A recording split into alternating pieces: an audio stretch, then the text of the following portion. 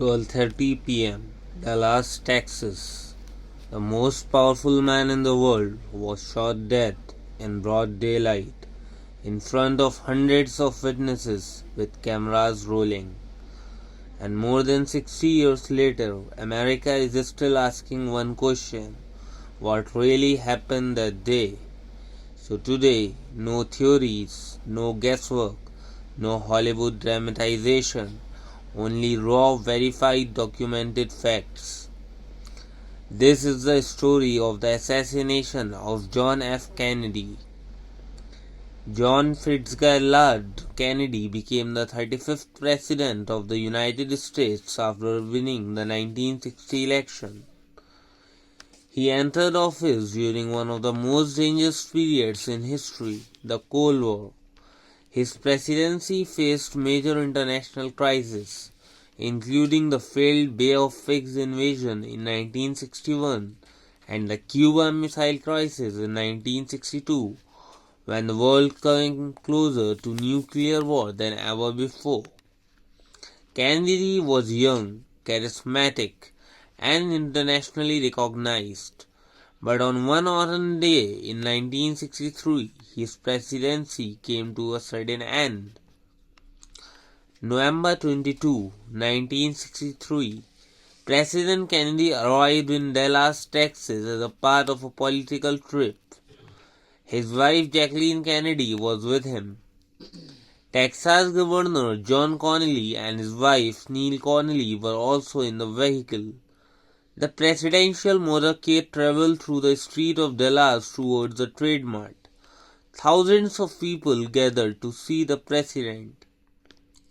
At approximately 12:30 p.m., the motorcade entered Dealey Plaza, and then everything changed. Shots were fired. President Kennedy was struck. Governor Connally was also wounded. The president was rushed to Parkland Memorial Hospital, but despite emergency treatment, John F. Kennedy was pronounced dead. The President of the United States was gone. Just 2 hours and 8 minutes later, Vice President Lyndon B. Johnson was sworn in as the 36th President aboard Air Force One. The nation was in shock. Millions watched the events unfold on television. Jacqueline Kennedy remained beside her husband's body. Her blood-stained pink suit became one of the most unforgettable images of that day. But while America mourned, police were searching for a suspect, Lee Harvey Oswald. So who was Lee Harvey Oswald? Oswald was born in New Orleans in 1939. He joined the United States Marine Corps in 1956. During his time in the Marine, he became interested in Marxism. In 1959, he moved to the Soviet Union. He later returned to America with his wife Marina.